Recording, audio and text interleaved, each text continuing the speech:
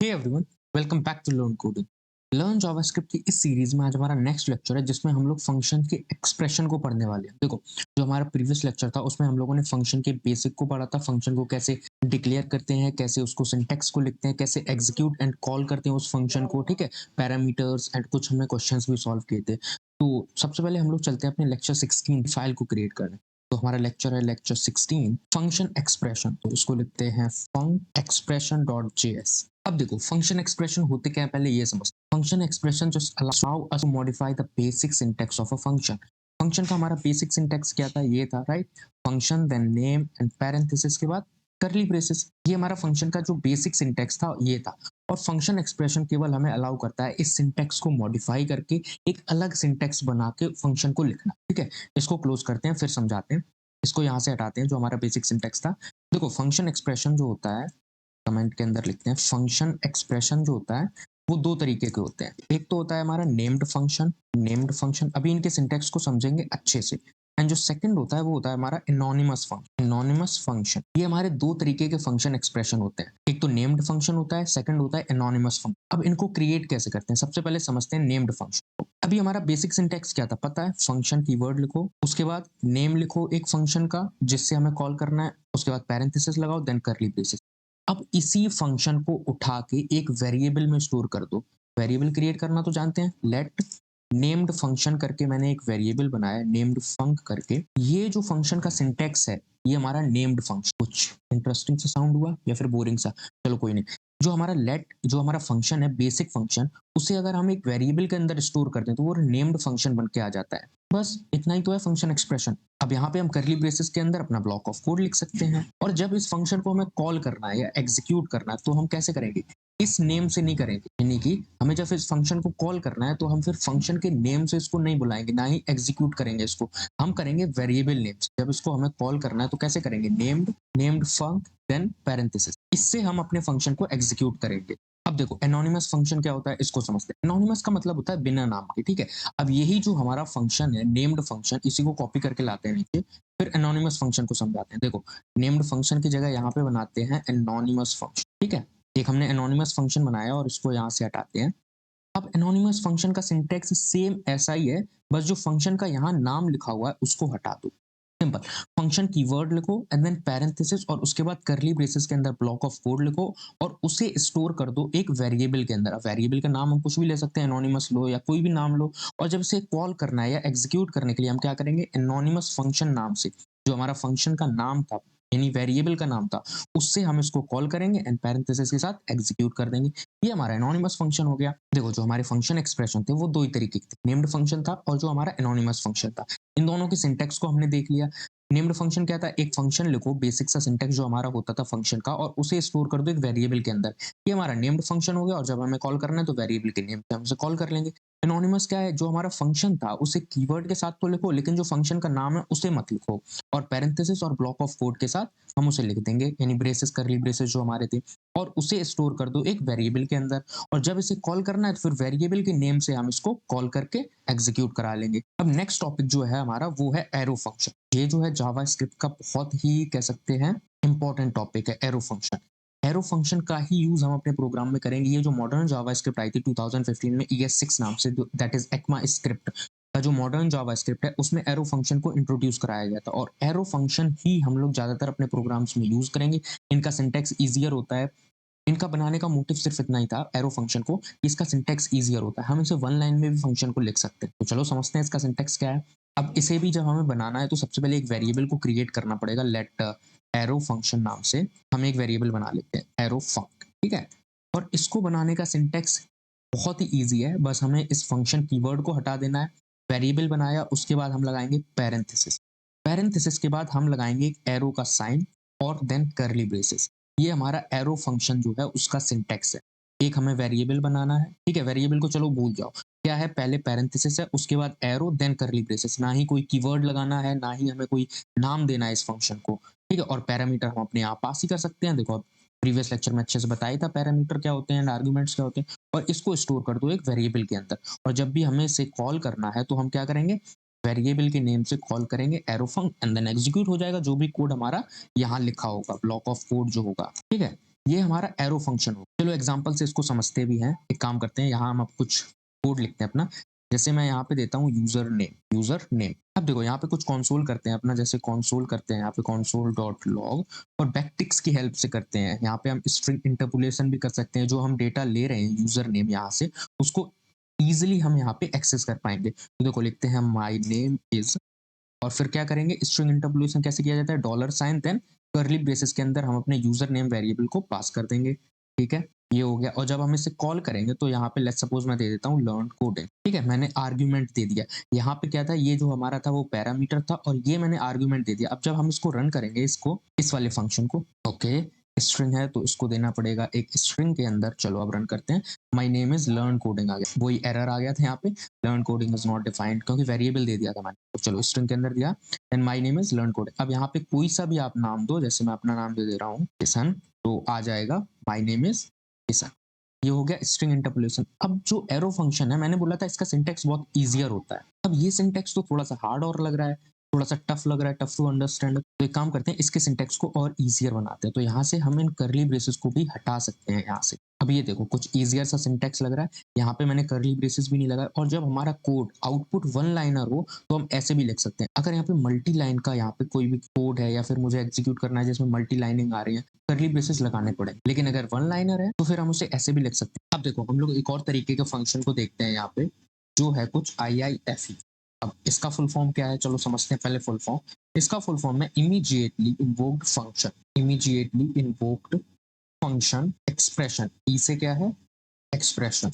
Immediately invoked function expression. अब नाम से ही समझ में आ रहा होगा, इमीडिएटली इन्वोक मतलब कि तुरंत इन्वोक होगा। अब इन्वोक कब होगा, जब हम इसको डिक्लेयर करेंगे, जब इस फंक्शन को क्रिएट करेंगे, वैसे ही ये तुरंत इन्वोक भी हो जाएगा, मतलब कि कॉल भी हो जाएगा, और जो कोड लिखा होगा वो एग्जीक्यूट हो जाएगा। चलो इसके सिंटेक्स को समझते हैं। अब इसका सिंटेक्स होता है, पहले हम लिखेंगे एक फंक्शन कीवर्ड को अपना, और उसके बाद हम लगाएंगे पैरेंथेसिस, देन करली ब्रेसेस। ठीक है, ये तो हो गया हमारा कुछ थोड़ा सा सिंटेक्स। अब इस पूरे कोड को हम रैप कर देंगे पैरेंथेसिस के अंदर। पूरा सिलेक्ट करो एंड देन शिफ्ट दबा के हम 9 वाली की को प्रेस कर देंगे, तो ये पैरेंथेसिस के अंदर रैप हो जाएगा। ये हमारा बन गया इमीडिएटली इन्वोक्ड फंक्शन। लेकिन ये इन्वोक कब होगा, और इन्वोक करने के लिए हमें पैरेंथेसिस जो है इसके जस्ट पास लगाने होंगे, ये वैसे ही ये इन्वोक हो जाएगा। इस पैरेंथेसिस का मतलब है इस फंक्शन को इन्वोक कर दो, और हम इसे कहीं भी नहीं लगा सकते, सिर्फ इस फंक्शन के पास ही लगाना होगा हमें।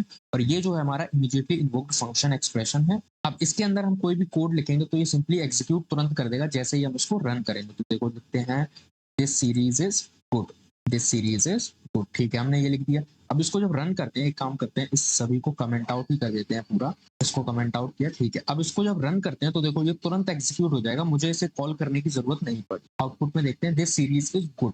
ठीक है, अब लेकिन हम इसे और कहीं भी एग्जीक्यूट नहीं कर सकते। हम जैसे ही इसको क्रिएट करेंगे वैसे ही इसे हमें एग्जीक्यूट भी करना पड़ेगा। हम लोग अपने प्रोग्रामिंग जर्नी में इसका कोई यूज नहीं करते ज्यादा। यूज जो होता है वो सिर्फ होता है एरो फंक्शन, एंड जो सेकंड होता है मोस्टली यूज वो होता है हमारा बेसिक सिंटेक्स वाला फंक्शन, जो हमने लेक्चर प्रीवियस में डिस्कस किया था बस। अब देखो हम लोगों ने एरे, स्ट्रिंग्स पढ़े थे, ऑब्जेक्ट्स पढ़े थे, इन सभी में नेस्टेड थे। ये सभी नेस्टेड थे। हम लोग एरे को भी नेस्टेड कर सकते थे, ऑब्जेक्ट को भी नेस्टेड कर सकते थे। अब क्या फंक्शन को भी नेस्टेड कर पाएंगे? बिल्कुल कर पाएंगे। नेस्टेड का मतलब फंक्शन के अंदर फंक्शन रख दो। जैसे कि हम यहाँ पे एक फंक्शन क्रिएट करते हैं, काम करते हैं, इसको कमेंट आउट किया एंड अब पढ़ते हैं nested function. Nested function, nested function का मतलब फंक्शन के अंदर फंक्शन को क्रिएट करना। चलो क्रिएट करते हैं। सबसे पहले एक अपना फंक्शन बनाते हैं आउटर नाम से। ये हमारा फंक्शन आउटर हो गया, मतलब कि बाहर वाला फंक्शन हो गया। अब एक अंदर भी तो फंक्शन क्रिएट करना है। चलो क्रिएट करते हैं फंक्शन, ये हमारा इनर वाला हो गया, इनर फंक्शन। अब देखो हम लोग बेसिक सिंटैक्स से ही उसको क्रिएट कर रहे हैं, नहीं डिक्लेयर कर रहे हैं। अब हम यहाँ पे कंसोल कर दे रहे हैं, console dot log this is inner function. Inner function जैसे ही हम इसको रन करेंगे तो क्या आएगा आउटपुट में, दिस इज इनर फंक्शन। और आउटर वाले में हम यहाँ पे प्रिंट कर रहे हैं दिस इज आउटर फंक्शन। ठीक है, कंसोल कर दो यहाँ पे कंसोल डॉट लॉग एंड यहाँ कर देंगे दिस इज जो है वो आउटर फंक्शन हमारा, दिस इज आउटर फंक्शन। अब हमें इन्हें कॉल भी तो करना पड़ेगा। अब इनर फंक्शन को हम कॉल करेंगे आउटर के अंदर। चलो करते हैं इनर फंक्शन को कॉल।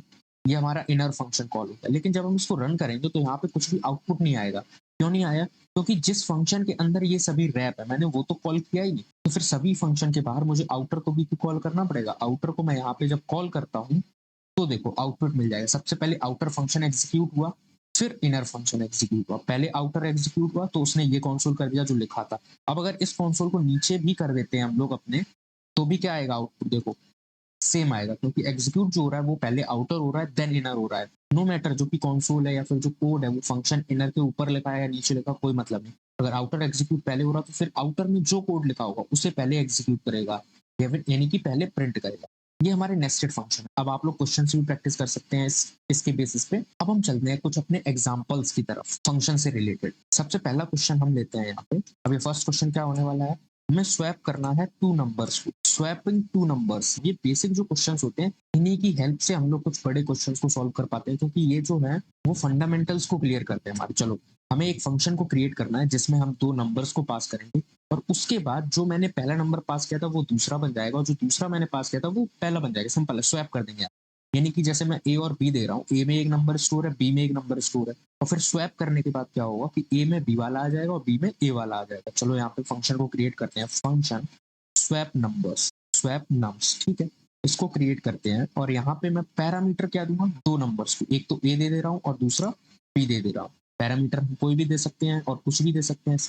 अब मुझे करना क्या है, इन दोनों को स्वैप करना है। अब स्वैप करेंगे कैसे, इसके लॉजिक को समझो पहले। कि जैसे आप लोग ने दोनों हाथ में एक एक फल लिए हैं, फ्रूट लिए हो, अब क्या कर सकते हो आप लोग, अगर इनको स्वैप करना है तो आप एक काम कर सकते हो, एक हाथ में पहले दोनों फ्रूट्स को रख सकते हो, और उसके बाद जो सेकंड हाथ वाला जो फ्रूट था उसको आप फर्स्ट में ले लोगे, और जो फर्स्ट वाला था वो सेकंड में रहने देंगे। लेकिन प्रोग्रामिंग में ऐसा नहीं है। आपने अगर एक वेरिएबल को क्रिएट कर दिया और उसमें कोई वैल्यू असाइन कर दी, उसके बाद आप दूसरी वैल्यू उसमें असाइन नहीं कर सकते जब तक वो वेरिएबल खाली ना हो। तो सबसे पहले उस वेरिएबल को हमें खाली करना पड़ेगा। खाली के लिए हम क्या करेंगे, चलो हाथ के एग्जांपल से समझते हैं। जैसे मैंने दोनों हाथों में अपने दो फ्रूट्स ले लिए, दो एप्पल ले लिए, ठीक है, और अब मुझे क्या करना है, फर्स्ट एप्पल को सेकंड में रखना है, सेकंड एप्पल को फर्स्ट में रखना है। लेकिन मैं यहाँ पे ये काम नहीं कर सकता कि मैं एक हाथ में पहले फर्स्ट एंड सेकंड दोनों एप्पल को रख लूं और फिर इनको एक्सचेंज कर दूं, नहीं कर सकता। तो मैं क्या करूंगा, एक तीसरा हाथ किसी का लूंगा, या फिर मैं तीसरा कोई भी पॉट ले लूंगा, उसमें पहले एक अपने एप्पल को रख दूंगा, जो लेट्स सपोज मैंने फर्स्ट नंबर का एप्पल उसमें रख दिया।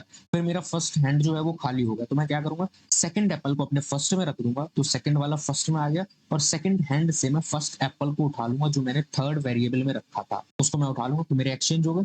यहाँ भी मुझे सेम काम करना है। करेंगे क्या, सबसे पहले मुझे एक वेरिएबल क्रिएट करना होगा। लेट्स सपोज हम करते हैं लेट, एक टेम्पररी वेरिएबल, ये टेम्प वेरिएबल को क्रिएट करते हैं और उसमें असाइन कर देते हैं वैल्यू ए की। चलो इसको समझाते हैं पहले। यहाँ मैंने क्या किया, एक टेम्पररी वेरिएबल को क्रिएट किया और उसमें मैंने वैल्यू दे दी ए की। ए में वैल्यू क्या थी, हम जब इस फंक्शन को कॉल करेंगे तब ए की वैल्यू देंगे। ए की वैल्यू जो भी थी वो मैंने उठा के रख दी इस टेम्पररी वेरिएबल। और अब हमारा ए खाली हो गया, तो हम क्या कर सकते हैं, ए में असाइन कर सकते हैं वैल्यू बी की। मतलब कि जो वैल्यू बी में थी हमारी, अब हम उसे ए में रख सकते हैं। क्यों, क्योंकि ए तो खाली हो गया, ए की वैल्यू को मैंने टेम्प में दे दिया। अब हमारा बी भी खाली हो गया, तो मैं क्या करूंगा, जो टेम्प वाली वैल्यू है वो मैं बी में असाइन कर दूंगा। मतलब कि स्वैप तो मुझे ए एंड बी को करना है, और मैं किसी एक में दोनों वेरिएबल एक साथ नहीं रख सकता। तो मैंने तीसरा एक टेम्पररी वेरिएबल बना लिया, उसमें मैंने वैल्यू ए को असाइन कर दिया। जो ए की वैल्यू थी वो मैंने टेम्पररी में डाल दी, और ए अब हमारा खाली हो गया। तो ए खाली होने के बाद बी की वैल्यू को मैंने ए में रख दिया। अब बी भी खाली होगा, तो अब टेम्पररी वाली जो वैल्यू थी वो मैं बी में रख दूंगा। अब ये दोनों जो है वो एक्सचेंज हो चुके हैं। अब प्रिंट करते हैं। जैसे मैं कंसोल करूँ, यहाँ पे कंसोल डॉट लॉग, यहाँ पे मैं प्रिंट करता हूँ ए की वैल्यू को। ए की वैल्यू यहाँ पे मैंने प्रिंट की, और बी की भी वैल्यू मैं यहीं पे प्रिंट करता हूँ स्वैप करने से पहले। ये हमारी कब है, कंसोल डॉट लॉग, चलो यहाँ पे लिख देते हैं बिफोर स्वैपिंग। ये हमारी वैल्यू बिफोर स्वैपिंग। जब मैंने स्वैप नहीं किया तो ए की वैल्यू क्या है और बी की वैल्यू क्या है वो मैंने प्रिंट कर दी। और इन तीन लाइंस में मैंने ए बी की वैल्यू जो है वो स्वैप कर दी, ए बी की वैल्यू एक दूसरे को चेंज कर दी। और मैं यहाँ पे प्रिंट कर दूंगा, इन सभी को लेके आते हैं। ये जो वैल्यू ए एंड बी की प्रिंट होगी वो होगी आफ्टर स्वैप। अब ए में क्या स्टोर है और बी में क्या स्टोर। चलो इस फंक्शन को जब कॉल करेंगे स्वैप नम्स को, और यहाँ पे मैं दो नम्स दे रहा हूँ। सबसे पहले मैं वेरिएबल 5 देता हूँ, एंड जो सेकंड है उसको मैं 6 दे दे रहा हूँ। मतलब ए की वैल्यू 5 है एंड बी की वैल्यू 6 है। तो जब इसको रन करते हैं तो देखो क्या आता है। ओके, इसको यहाँ से आउटर वाले फंक्शन को कमेंट आउट करते हैं, देन रन करते हैं, अच्छे समझ में। बिफोर स्वैपिंग जो ए की वैल्यू 5 है मैंने दी थी, ए की वैल्यू 5 एंड बी की वैल्यू 6, ये रहा। आफ्टर स्वैपिंग ए की वैल्यू 6 हो गई एंड बी की वैल्यू 5 हो गई। ये फंक्शन की हेल्प से मैंने बहुत ही बेसिक सा एग्जांपल आप लोगों को बताया। अगर समझ में आया तो वीडियो को लाइक जरूर करना है, कमेंट में जरूर बताना है कैसा लगा ये क्वेश्चन। अब चलते हैं एक और क्वेश्चन को करते हैं। अब देखो फंक्शन को बहुत अच्छे से पढ़ना है तो फिर क्वेश्चन को प्रैक्टिस करना पड़ेगा। फंक्शन बहुत ही ऐसा टॉपिक है जो हम अपने प्रोजेक्ट्स में बहुत ही ज्यादा यूज करते हैं। एक और क्वेश्चन को यहाँ पे सॉल्व करते हैं। जैसे मैं यहाँ पे एक स्ट्रिंग को पास करूंगा और उस स्ट्रिंग में मुझे ये देखना है कि वॉवेल कितने हैं। वॉवेल हमारे ए ई आई ओ यू होते हैं, ये 5 वॉवेल्स होते हैं और उस स्ट्रिंग में मुझे चेक करना है वॉवेल्स कितने हैं। चलो एक मैं फंक्शन बनाता हूँ काउंट वॉवेल्स नाम, कि हमें काउंट करना है कि कितने वॉवेल हैं। और इसमें मैं पैरामीटर क्या लूंगा, एक स्ट्रिंग को लूंगा। लेट्स सपोज मैंने str पैरामीटर दिया और उसके अंदर मैं एक स्ट्रिंग को इनपुट में लूंगा और उसमें काउंट करूंगा कि वेरिएबल कितने हैं। तो सबसे पहले मुझे क्या करना होगा, इस फंक्शन को बताना तो पड़ेगा कि मेरे वॉवेल्स कितने हैं। तो सबसे पहले मैं एक वेरिएबल में सभी वॉवेल्स को स्टोर कर लेता हूँ और फिर मैं चेक करूंगा क्या वॉवेल्स इसके बराबर हैं या फिर नहीं है। पहले मैं फंक्शन को बता दूं कि मेरे पास वॉवेल हैं कितने। चलो ये तो हमारे स्मॉल केस में हो गए, ठीक है, लोअर केस में हो गए। लेकिन जावास्क्रिप्ट जो केस सेंसिटिव है, मैं प्रीवियस लेक्चर में बता चुका हूँ, मतलब कि स्मॉल ए और कैपिटल ए दोनों अलग अलग होते हैं। तो यहाँ मुझे कैपिटल भी देने पड़ेंगे, आई ओ यू।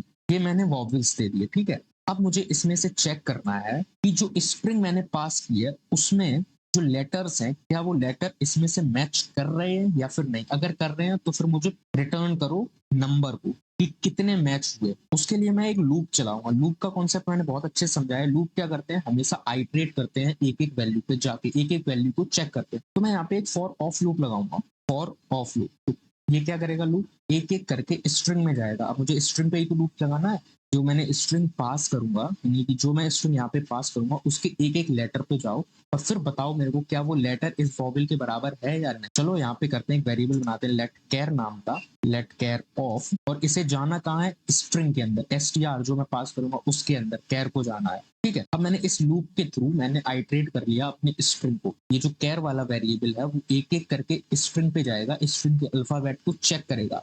अब चेक करने के लिए कंडीशन हम लोग अपने इफ स्टेटमेंट को लगाएं। तो वो चेक करेगा क्या जो वॉवेल है हमारा वो उसमें इंक्लूड है या फिर नहीं। तो चलो वॉवेल देखते हैं, वॉवेल्स डॉट इंक्लूड। ये मेथड मैंने बहुत अच्छे से समझाया था स्ट्रिंग मेथड वाले वीडियो, वॉवेल्स डॉट इंक्लूड्स। अब ये चेक करेगा क्या जो कैर है वो इंक्लूड्स है हमारे वॉवेल्स वाले वेरिएबल में, वॉवेल्स डॉट इंक्लूड कैर है या फिर नहीं है। और अगर ये बराबर है तो मुझे वो नंबर रिटर्न कर दो कितने आए। तो उसके लिए मैं क्या करूंगा, एक सबसे पहले वेरिएबल क्रिएट करूंगा जिसमें मैं वैल्यू ऐड करूंगा। लेट काउंट करके मैंने बनाया और इनिशियल में वैल्यू क्या दूंगा, 0। मतलब कि फिलहाल अभी जो वॉवेल्स हैं वो 0। जब चेक लगाएगा, जब चेक कंडीशन को क्रॉस करेगा देन वो काउंट को करेगा प्लस प्लस। अब काउंट को तुम प्लस प्लस कर दो, अगर वॉवेल मिल रहा है, अगर नहीं मिल रहा है तो फिर लूप से बाहर आ जाओ। एंड जो काउंट है उसे मुझे रिटर्न कर दो। ये वाला रिटर्न जो है वो नीचे रहेगा, तो फॉर ऑफ लूप जो है लूप के बाहर मुझे काउंट को रिटर्न करना है। अब मैं इस फंक्शन को कॉल करता हूँ काउंट वॉवेल्स और इसमें स्ट्रिंग पास करता हूँ हेलो वर्ल्ड, हेलो वर्ल्ड। अब इसमें जो रिजल्ट मुझे मिला मैं उसको करा लेता हूँ कॉन्सोल। कॉन्सोल कर दो जो रिजल्ट मुझे मिला है उसको, ठीक है। अब इसको मैं जब कॉन्सोल करूंगा तो देखो वैल्यू क्या आती है, 3 आ गई। अब इसमें वॉवेल कितने चेक करो हेलो वर्ल्ड में, एक तो ई है हमारा, सेकंड ओ है, फिर से जो ओ है वो 2 मिल गए, ओ एंड फर्स्ट हो गया ई, 3 वॉवेल मिल गए। चलो एक और हम चेक करते हैं यहाँ से क्या सही रिजल्ट मिल रहा है या फिर नहीं। मैं अपने नाम में से वॉवेल को निकालता हूँ, तो देखो सिर्फ 2 है, एक तो आई है एंड सेकंड जो है वो ए है। अब मैं इस फंक्शन को एक बार और अच्छे से समझा देता हूँ। देखो ये जो मैंने एक फंक्शन बनाया काउंट वॉवेल्स नाम से, जो स्ट्रिंग एज इनपुट ले रहा है, जब मैं इसको कॉल करूंगा तो मुझे एक स्ट्रिंग पास करनी पड़ेगी आर्गुमेंट के तौर पे। और उसके बाद मैंने अपने वॉवेल्स को बताया कि मेरे पास इतने वॉवेल्स हैं और इनको मैंने स्टोर करके रख दिया एक वेरिएबल के अंदर, ठीक है। और फिर मैंने अपनी स्ट्रिंग के ऊपर एक लूप लगाया। वो लूप क्या करेगा, एक एक करके इस स्ट्रिंग के एलिमेंट पे जाएगा, स्ट्रिंग के अल्फाबेट पे जाएगा और मुझे फिर बताएगा कि ये जो अल्फाबेट है वो यहाँ पे मैच कर रहा है या फिर नहीं। जैसे ही मैच कर दिया वैसे ही वो काउंट को प्लस प्लस कर देगा। फिलहाल काउंट क्या था, 0, फिर वो 1 हो गया जैसे ही मैच किया। उसके बाद सेकंड अल्फाबेट उसने उठाया और फिर वो चेक करेगा क्या वो अल्फाबेट है वो इस वॉवेल के साथ मैच कर रहा है या फिर नहीं। जैसे ही मैच किया काउंट प्लस प्लस कर दो, अगर मैच नहीं किया तो फंक्शन को दोबारा फॉर लूप को चलाओ। ये ऐसे काम करेगा और एट द एंड में मैं रिटर्न कर लूंगा अपने काउंट को और उसके बाद मैं प्रिंट करा लूंगा अपने रिजल्ट को। आज के लेक्चर के लिए हम लोग इतना रखते हैं और आपको समझ में भी आया होगा। अगर अच्छे से आया तो फिर लाइक्स एंड कमेंट्स करो वीडियो पे। देन मिलते हैं अपने नेक्स्ट लेक्चर में एक नए टॉपिक के साथ। तब तक के लिए बाय बाय।